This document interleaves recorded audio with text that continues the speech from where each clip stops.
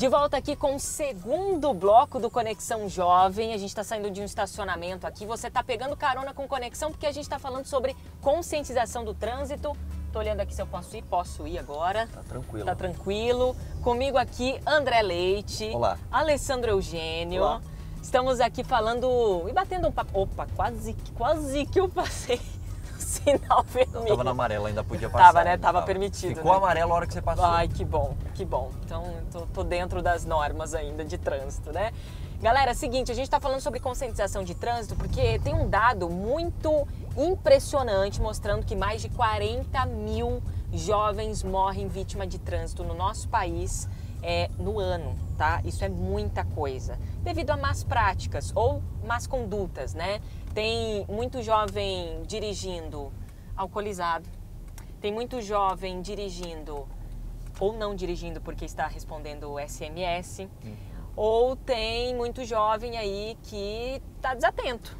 Muita gente abusa da velocidade também, né? Exato. Isso não é muito... As mulheres não. Vocês, homens, são mais impressionados com a velocidade, né? Mas não é o meu caso, sabia? Porque, inclusive, a minha mulher briga comigo pra eu acelerar mais, porque eu sou um velho dirigindo. É verdade. Geralmente, eu fico dentro do limite máximo da pista. Então, eu sou bem tranquilo com isso. Inclusive, às vezes, dá no nervo de quem tá andando junto comigo. Mas, realmente, é muito comum a pessoa não se atentar pro limite de velocidade que tem na pista e querer andar acima o tempo todo. Eu conheço muita gente que anda assim e vive tomando multa, né? Principalmente em estrada, tem radar que tá escondido, aí já era.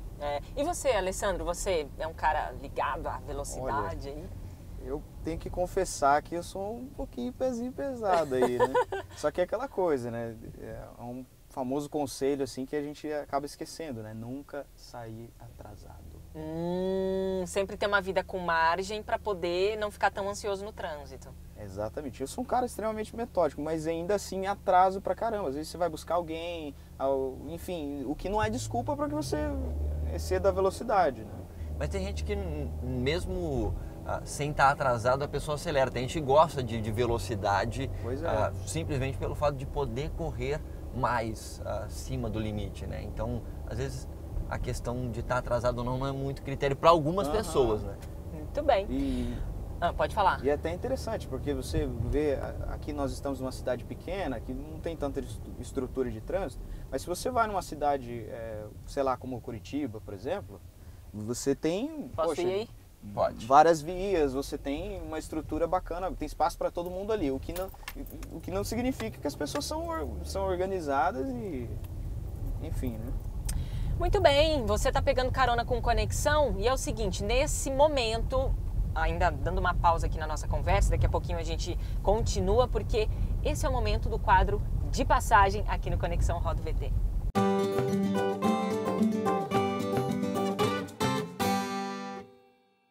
E aí, galera do Conexão, tudo bom com vocês? Está começando mais um De Passagem. Olha, mesmo debaixo de chuva e de frio, nós estamos aqui para falar de uma coisa que todo mundo gosta, que é viajar. Mas hoje a gente não vai falar de nenhum destino específico, nenhum lugar detalhado. Nós vamos falar de um formato de viagem.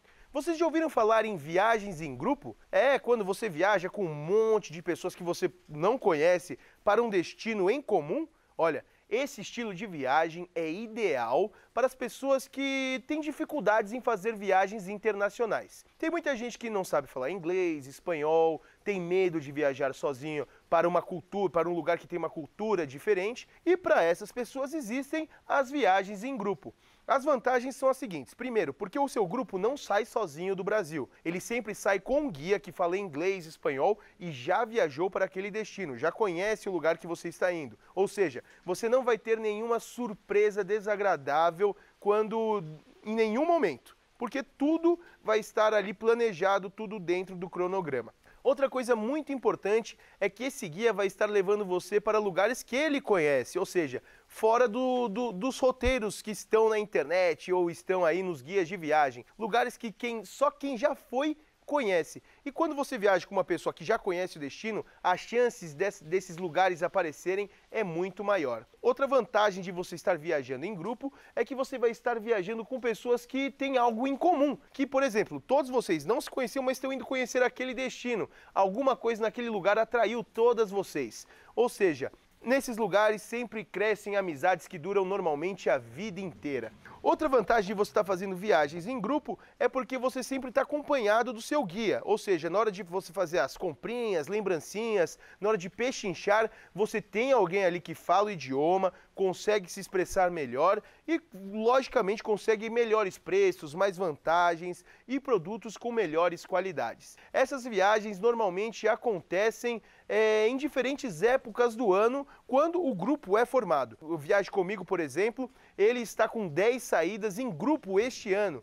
Nós queremos levar alguns telespectadores gravar novos episódios do programa Viaje Comigo em 2016. Por isso, se você aí ficou interessado, entre no site www.viagecomigo.tour.br.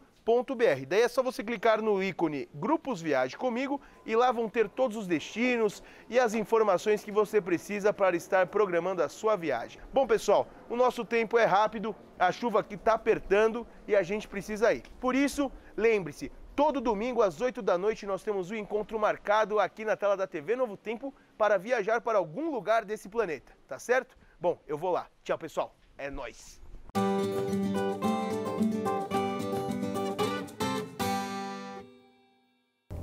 É isso aí, você conferiu de passagem aqui no Conexão, no carro, você tá vendo aí, tá todo mundo bem, tô dirigindo super bem. Inclusive, ela parou um momento, porque era um cruzamento difícil, ela falou, vou parar, porque senão pode causar um acidente se eu estiver gravando. Certinho, Uma pessoa Bianca, consciente, certinho. Bianca Oliveira. Você viu, né? Então tá tudo certo, né? A gente tá falando sobre conscientização no trânsito e a gente citou a palavra ansiedade.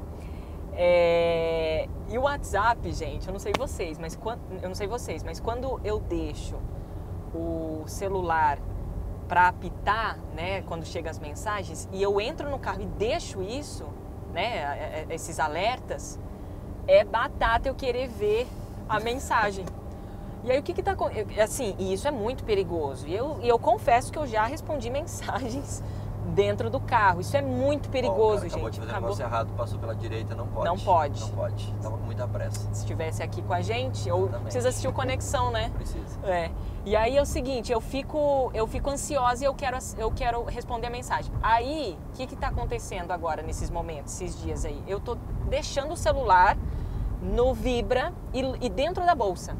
Entendi, porque daí você não é tentada a mexer Exato. com o WhatsApp. Eu acho que, assim, é uma prática, né, que eu achei, uma medida para eu ser mais responsável no De repente, trânsito. essa né? dificuldade de acessar o smartphone, alguma coisa, possa facilitar isso aí. Uma boa tática, acho que eu vou utilizar isso aí também. Agora, vale a pena lembrar pro pessoal que está acompanhando o programa aí, que no final do ano ainda tem um prazo aí para começar a valer. Mas vai ficar mais caro a multa para quem estiver usando o celular no trânsito, né? Virou infração gravíssima agora. E não só virou infração gravíssima, porque era só grave, então são 7 pontos na carteira, mais uma multa que agora aumentou. Nem lembro quanto que é agora, mas é quase R$200 a multa agora. Então, se você quiser economizar, não use celular no trânsito. Sabe uma coisa que muita gente acha que pode? É usar fone. Pois é.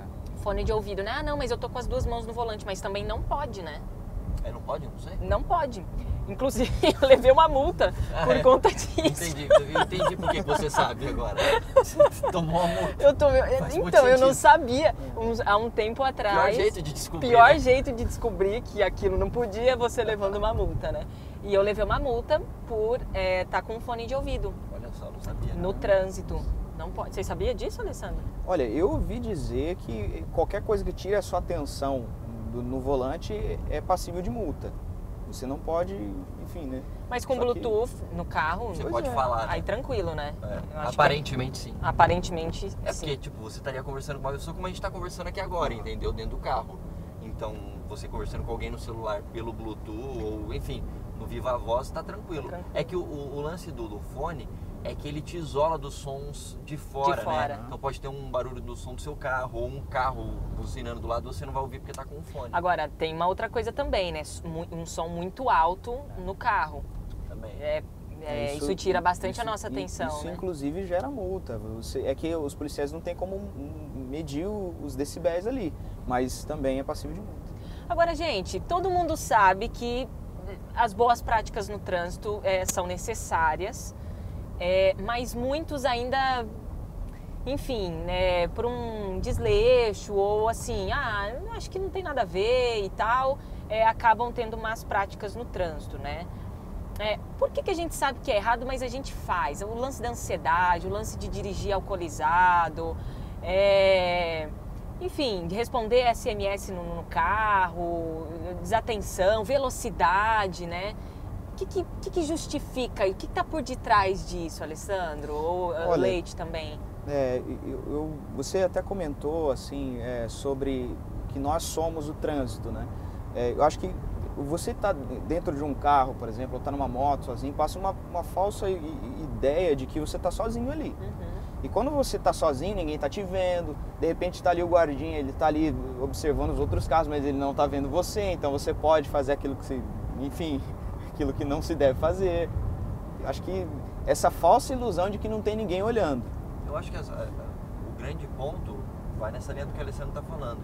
Você faz coisa errada porque você acha que ninguém vai te pegar fazendo essa coisa errada. Porque se você tivesse certeza que alguém ia te pegar fazendo a coisa errada, você não faria. Ninguém quer tomar multa.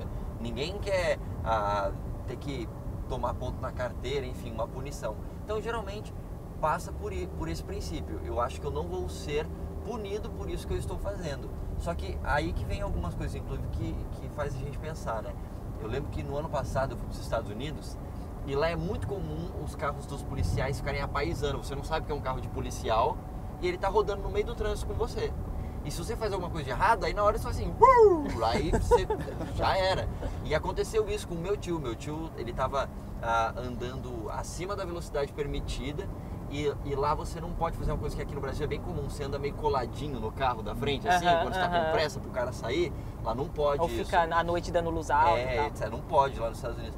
E aí meu tio tava andando tranquilamente, como ele costuma fazer aqui no Brasil, aí quando ele percebeu, ele só ouviu o barulho assim, aí era um policial, parou ele do lado, e aí ele falou que ele era estrangeiro, tentou dar um migué ainda, mas ele não levou uma multa, ele levou uma advertência, que se o próximo policial tivesse parado ele, aí ele tomaria uma multa. Então quer dizer, aí ele ficou pianinho, porque a partir dali ele não colava mais em ninguém, andava sempre no limite de velocidade, porque ele nunca sabia quando podia ter um policial do lado dele, entendeu? E aqui no Brasil ainda tem uma coisa muito comum, você vê aquelas doblôs brancas, você já sabe até qual é o carro que está paradinho ali, que é um radar móvel. Né? Então, são...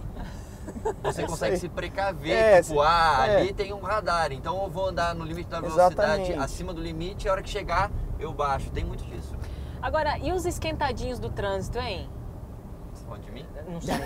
Não sei, né? Olha. Eu sou uma pessoa um pouquinho esquentadinha no trânsito. Na verdade, vou confessar uma coisa, eu não gosto muito de dirigir, eu dirijo por necessidade. Não é uma coisa assim, ai que delícia, adoro dirigir. Não, a gente gosta, é verdade. Os homens geralmente adoram dirigir. Meu esposo adora dirigir, assim, ele gosta. Eu, assim, tá bom, se der pra eu não dirigir, eu prefiro estar no banco de carona. Aí você fala, nossa, Bianca, então porque você tá gravando um programa, né, dirigindo? Porque o carro é dela. Simples assim. Não é por isso, porque né? se eu bater o carro, o Alessandro bater o seguro, não cobra. Não era isso, gente, brincadeira do Leite. Mas enfim, acharam que seria legal eu dirigir nesse programa, então a gente decidiu assim. Mas eu sou uma pessoa um pouquinho esquentadinha assim no trânsito, tipo, se alguém... Eu não costumo andar muito depressa, mas se alguém assim tá abaixo da velocidade permitida, eu já falo, fulano, fica falando sozinha no carro, né? Eu fico falando sozinha no trânsito, não sei você aí de casa, e vocês, né? Mas eu adoro falar sozinha no carro. E aí eu sou um pouquinho esquentadinha. Eu nunca me envolvi em briga nenhuma. Eu já discuti algumas vezes no trânsito, naturalmente. Só que é aquele negócio, se você sabe qual é o teu ponto fraco, isso já é um começo. Por quê? Porque você admite que você faz uma coisa errada e é o ponto inicial para você mudar. Enquanto você não achar que é errado, você não muda, entendeu? Eu naturalmente eu sei que eu tenho esse problema. Eu fico meio nervoso assim no trânsito. Eu sou um cara muito tranquilo no dia a dia. Quem me conhece sabe, eu sou bem pacífico assim, mas no trânsito eu dou uma esquentada com facilidade. Mas por saber disso, eu tô no trânsito, alguém me fecha, faz alguma coisa, eu geralmente tento pensar assim, Senhor, cuida de mim, cuida do que eu vou falar, das minhas reações, porque eu sei que naturalmente eu sou muito estressado. O Alessandro, a gente tava falando isso em off, né, Alessandro, que às vezes a gente acusa o outro, o que você está fazendo aí, mas Pois às vezes é. pode ser você, né? É isso daí que o Leite falou, por exemplo, de você ter a consciência de que você está errado, saber o seu ponto fraco, ela é muito importante. Porque quando você tem a noção disso, você caminha em direção a ser um bom motorista. Você sabe que em determinadas situações você não vai poder ultrapassar, fazer uma ultrapassagem ilegal, enfim. Só que onde que entra a questão? Você pensar no outro, né? Você não colocar a culpa no outro. É muito fácil eu chegar e botar a culpa num cara que bebe. Só que eu não bebo, mas eu tomo atitudes que, né? Que E trazem consequências da mesma maneira. Coisa errada, pode ser uma outra pessoa que fez coisa errada. Só que é aquela regra, no trânsito você tem que dirigir por você e pelo outro. Você pode estar tranquilo, você não fez nada de errado, mas você tem que se precaver porque você não sabe quem é o outro, tá no outro carro. Eu lembro, minha mãe sempre falava assim, não briga no trânsito, fala pro meu pai e serve pra mim também, né? E pode servir pra você. Tipo, não briga no trânsito, ainda mais em grande cidade. Você não sabe quem tá do outro lado, se é um maluco que tem uma arma, se tem alguma coisa assim. Então é melhor você ficar tranquilo e ainda que você não tenha feito nada de errado, continua na tranquilidade, né? É verdade. Gente, são medidas aí para você se conscientizar no trânsito. O Conexão, ele deixa você atento para isso, é lógico. A gente está batendo um papo aqui, somos jovens, dirigimos, temos carteira, né? Eu queria mostrar minha carteira aqui, mas agora não, porque eu estou dirigindo, né? Então, a gente está tentando mostrar para você que sim, dá para dirigir bem, e não necessariamente, mas Bianca, eu não dirijo bem porque eu não faço baliza. Não é isso.